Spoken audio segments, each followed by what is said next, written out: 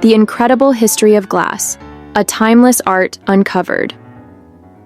For thousands of years, glassmaking has fascinated people with its captivating transparency and interaction with light.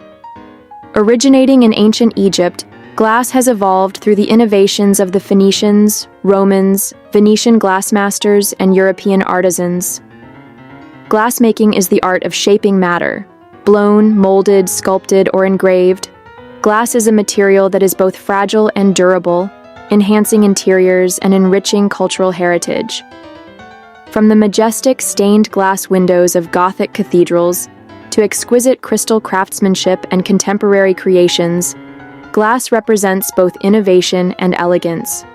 On this channel, dive into the fascinating history of glass and ceramics, uncover the secrets of master artisans, and marvel at unique works shaped by fire and breath.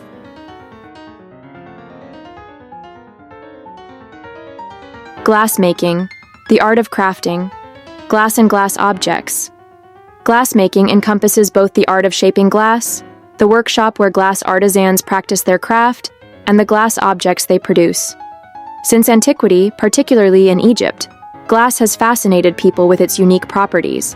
It can be both translucent and transparent, and when exposed to intense heat, becomes malleable, allowing it to be shaped much like molten metal.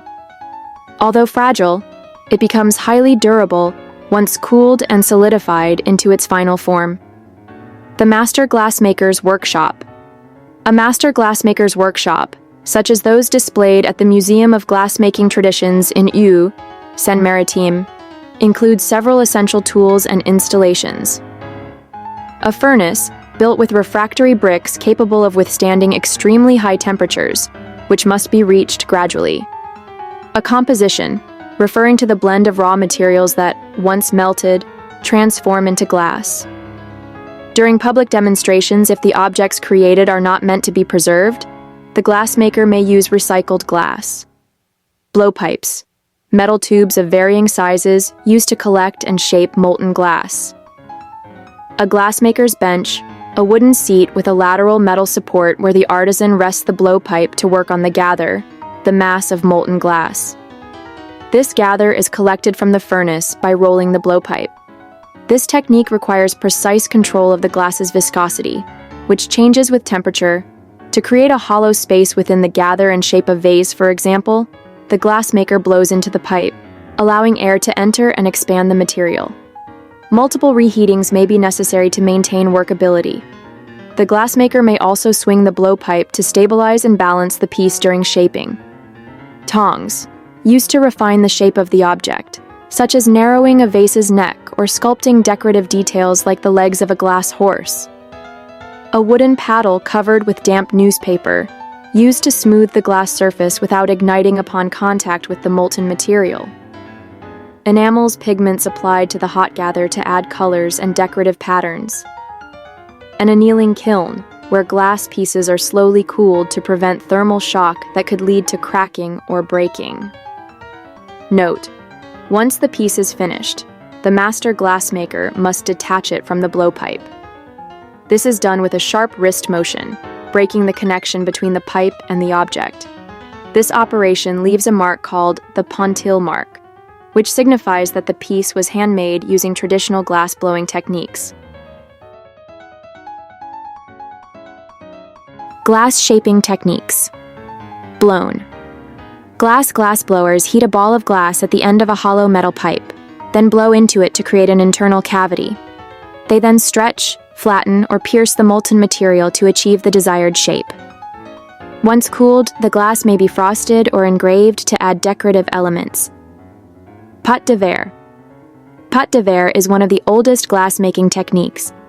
Used by the Egyptians and Phoenicians to craft amulets, jewelry, and funerary ornaments, it was gradually replaced by glass blowing.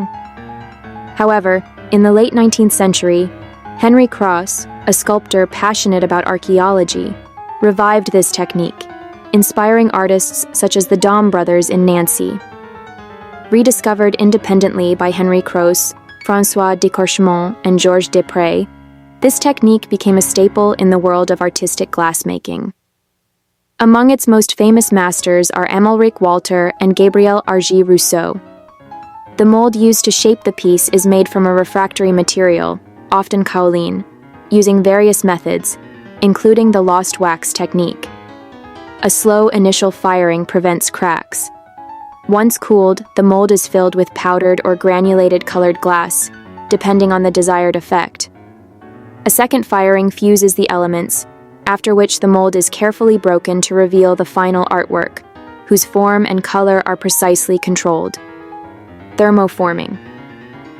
Thermoforming involves placing one or more sheets of glass, sometimes colored, onto a refractory mold.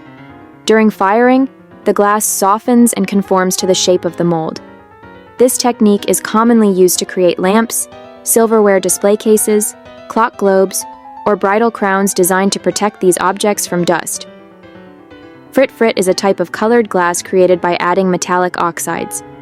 Once melted at high temperatures, it is rapidly cooled in a water bath, causing it to shatter into small granules. These granules are later used to produce enamels or colored glass rods, called ballots, which serve as raw material for glassmakers. History of glass. Humans began manufacturing glass around 5,000 years ago, in the region of the Fertile Crescent and the Nile Valley. Glass was likely first used for practical purposes in ancient Egypt, where glass items were considered luxury objects. Due to their fragility, these objects have only been found in the tombs of priests and members of royal families. Originally, to make glass containers, molten glass was applied over a clay core, which was then removed once the glass had cooled. The invention of the glass-blowing pipe around 100 BCE in Phoenicia revolutionized glassmaking. This innovation allowed artisans to create larger containers in significantly less time. The technique spread to Rome, where glassware became highly prized and gained wider popularity. As the Roman Empire expanded, the art of glassblowing spread throughout Europe. Forms of glass beads. The art of glass bead making was inscribed in 2018 in France's Inventory of Intangible Cultural Heritage, and was added in 2020 to UNESCO's representative list of the intangible cultural heritage of humanity. Glass beads have been part of daily life for thousands of years, dating back to ancient Egyptian and Roman civilizations. They have been used to adorn clothing and as decorative elements in architectural design. This glass-making craft is particularly practiced in Murano, Italy, and France. Craftsmanship and production. This practice dates back to ancient Egypt, Rome, and later Byzantium. UNESCO describes it as a mastery of glass and fire. One example is marine, which are multicolored glass rods fused around a core, later shaped into beads and decorated. In Italy, glass beads are classified into two categories: perle a lume, made using a blowtorch; perla da canna, created from a hollow glass rod. Among the most famous varieties is the rosette bead, invented by Maria Baroviere in the 15th century.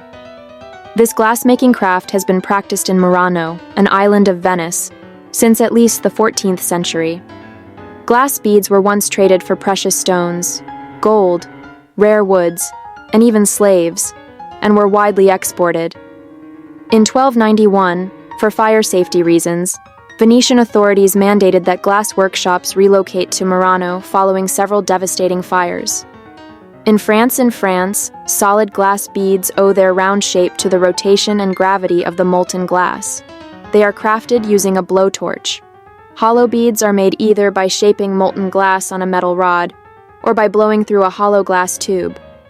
The craft of glass bead making in France was officially recognized in 2018 by being added to the French Inventory of Intangible Cultural Heritage.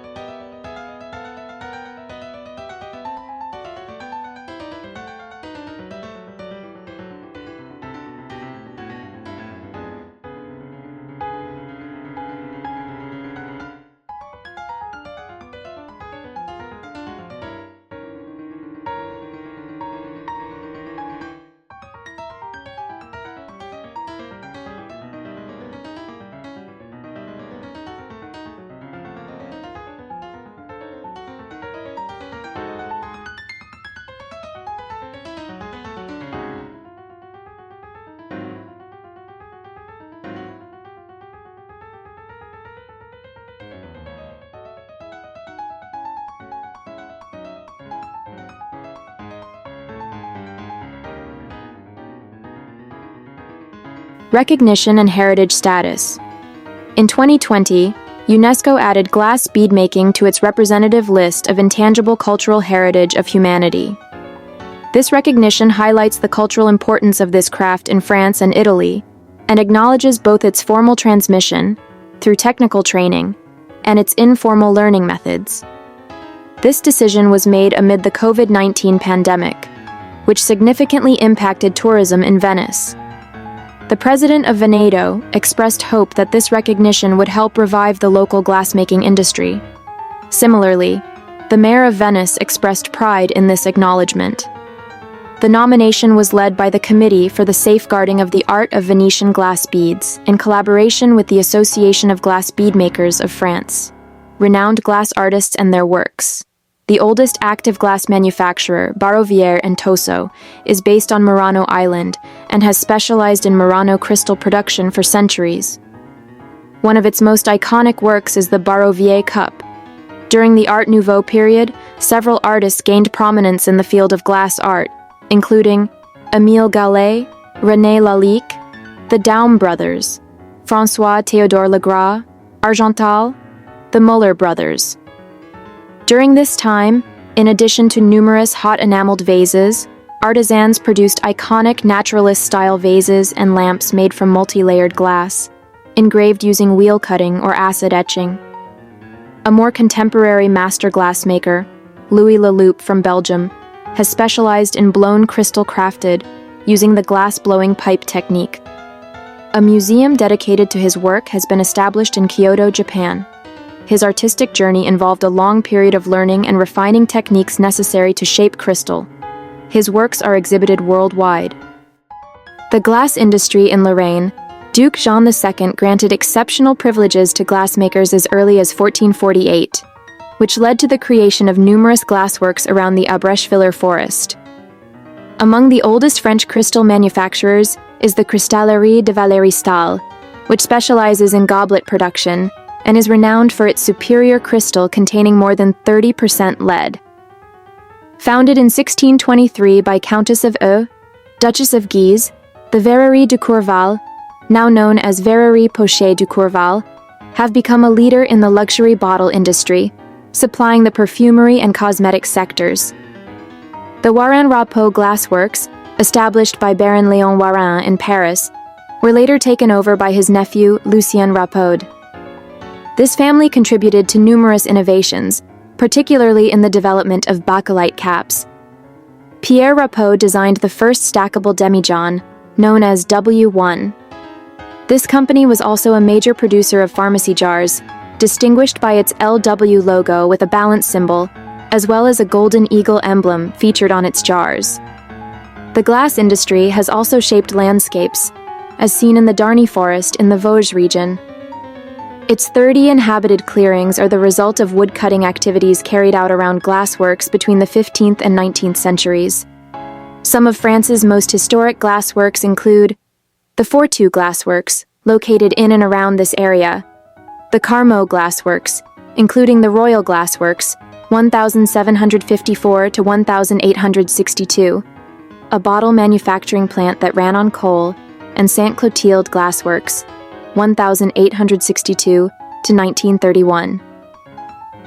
The Trencatal glassworks, located in Arles, dating back to the 18th century and classified as a historic monument since 1987. The Albi Workers Glassworks, VOA, founded in 1896 by Carmaux glassworkers with the support of Jean Jaurès, which remains in operation today. Glass recycling used glass bottles can be melted down, allowing for the production of new bottles. Glass can be recycled indefinitely without losing its quality or properties. Glass can also be made using cullet, crushed recycled glass. Producing glass from cullet reduces raw material consumption and energy usage. Before being remelted, glass undergoes several processing steps, including crushing, washing, removal of glue, labels, and caps, separation of glass from metals, elimination of contaminants, such as porcelain and stones. In France, glass is collected for recycling. In contrast, Germany has adopted a reuse system based on deposit returns. Bottles are collected intact, washed, and then reused. Recognition and heritage. In December 2023, the knowledge, techniques, and craftsmanship of traditional glassmaking were inscribed on UNESCO's representative list of the intangible cultural heritage of humanity.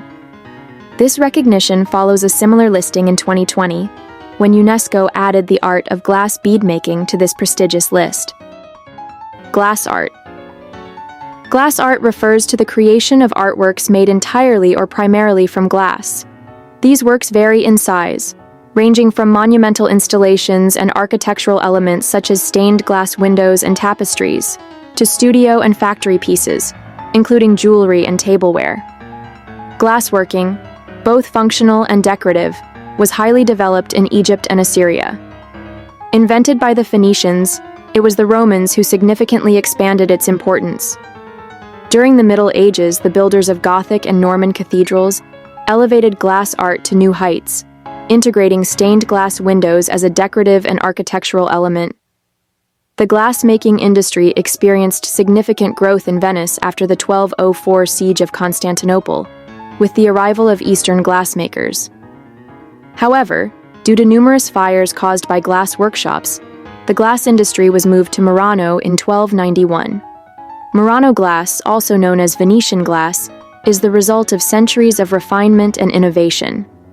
Even today, Murano is considered the birthplace of modern artistic glassmaking. At the turn of the 19th century, as mechanical glassblowing began to replace studio glassblowers, a movement in favor of traditional glassmaking emerged. This movement peaked with master glassmakers such as Tiffany, Lalique, Dom, and Émile Gallé, as well as institutions like the Corning Schools in New York State and Steuben Glass Works, which took glass artistry to an unprecedented level. Glass and fashion jewelry. One of the earliest applications of glass was in the form of beads and other small decorative objects. Even today, glass beads and jewelry remain among the most popular artistic uses of glass. Unlike other glassworking techniques, no furnace is required to create these pieces. Glass soon became a fashionable element in functional objects such as pocket watches and monocles, further embedding it in fashion and luxury trends. Glass in clothing and fashion. In the late 20th century, designers began creating custom-made garments made from sculpted glass. These outfits, made to order, were designed to fit the wearer's body and were crafted almost entirely from glass. The cut and flexibility of the glass were carefully considered in the design process. The resulting garments are delicate and not suited for everyday wear, serving instead as artistic expressions rather than practical clothing. Glass vessels.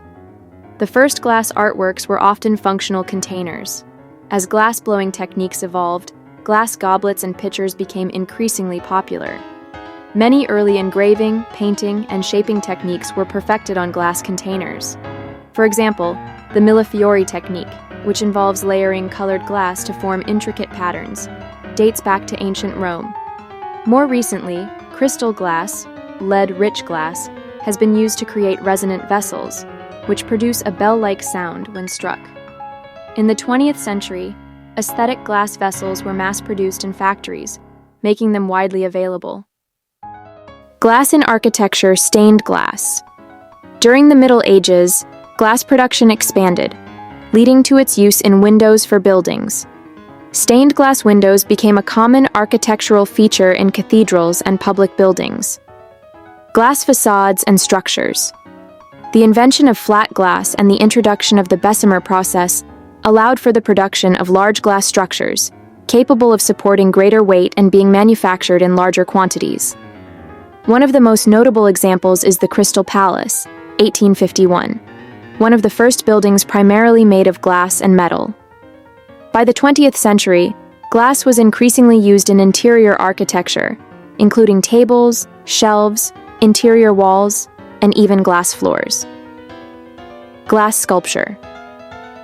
Some of the most renowned glass sculptures are monumental pieces created by artists such as Livio Seguso, Stanislav Libensky, and Yaroslava Brichtova. Isabel de Obaldia, selected for the 2024 Venice Biennale. René Rubíček, known for his piece Object, 1960, a 52.2 centimeters blown and hot-worked glass sculpture, exhibited at the Corning Museum of Glass in 2005. The studio glass movement and glass art in the 20th century. In the early 20th century, most glass production took place in factories. Even independent glassblowers typically worked in large industrial facilities. Gradually, small-scale decorative production emerged, often featuring artistic motifs. These limited production pieces became known as glass art. A prime example is Stanislav Brichta's flame-worked glass figures. The studio glass movement. In the 1970s, glass artists began creating small-batch works using compact furnaces. This movement, originating in the United States, became known as the studio glass movement. It was characterized by artisans who sought to blow glass outside of large factories, often in their own studios.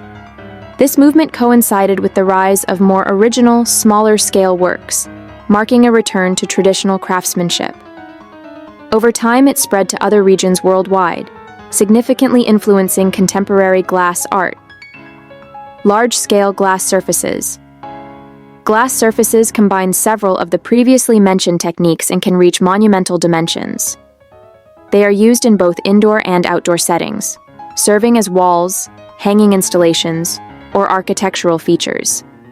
Commonly used techniques for large glass surfaces include stained glass, engraving, frosting, enameling, gilding. Using screen printing, these techniques can be combined and enhanced with the addition of water features or dynamic lighting. Glass techniques and processes.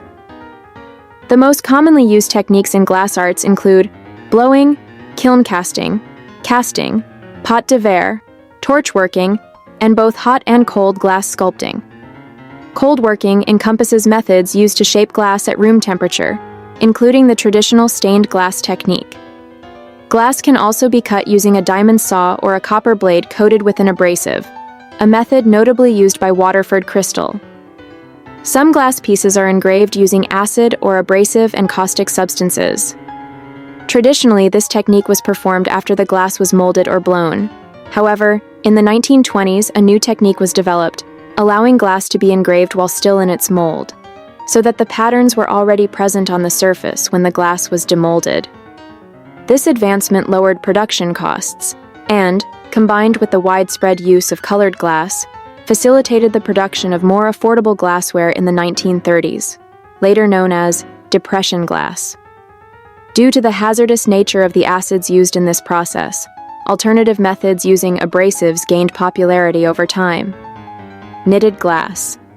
Knitted glass is a technique developed in 2006 by artist Carol Milne. It combines knitting, lost wax casting, molding, and kiln casting techniques. The final result gives the illusion of a glass piece that appears to have been knitted. Glass printing. In 2015, as part of the G3DP project, the Mediated Matter Group and the MIT Glass Lab developed a 3D printing prototype capable of printing glass objects. The first works produced through this method were glass vessels, exhibited in 2016 during the Beauty exhibition at the Cooper Hewitt Museum. Theoretically, this technique could allow for printing glass objects of various sizes and be used for mass production. However, as of 2016, the process was not yet fully automated and had only been used for the creation of unique sculptures. Glass art museums. Glass art collections can be found in general museums, but also in specialized museums dedicated to glass and contemporary art. Major glass museums: the Chrysler Museum in Norfolk, the Museum of Glass in Tacoma, the Toledo Museum of Art, the Corning Museum of Glass, home to the largest collection of glass art in the world, with over 45,000 objects. The Museum of Fine Arts in Boston exhibits a monumental glass sculpture, Lime Green Icicle Tower by Dale Chihuly, standing 13 meters high. In February 2000, the Smith Museum of Stained Glass Windows, located on Navy Pier in Chicago, became the first museum in the United States dedicated to stained glass. Open free of charge, it features works by Louis Comfort Tiffany and John Lafarge. The Harvard Museum of Natural History holds a unique collection of glass flowers, shaped using a torch and intricately painted by Leopold and Rudolf Blaschka. These master glassmakers never revealed their technique, and their work remains a source of inspiration for glass artisans worldwide. Finally, in the United Kingdom, the National Glass Centre is a museum dedicated to glass located in Sunderland.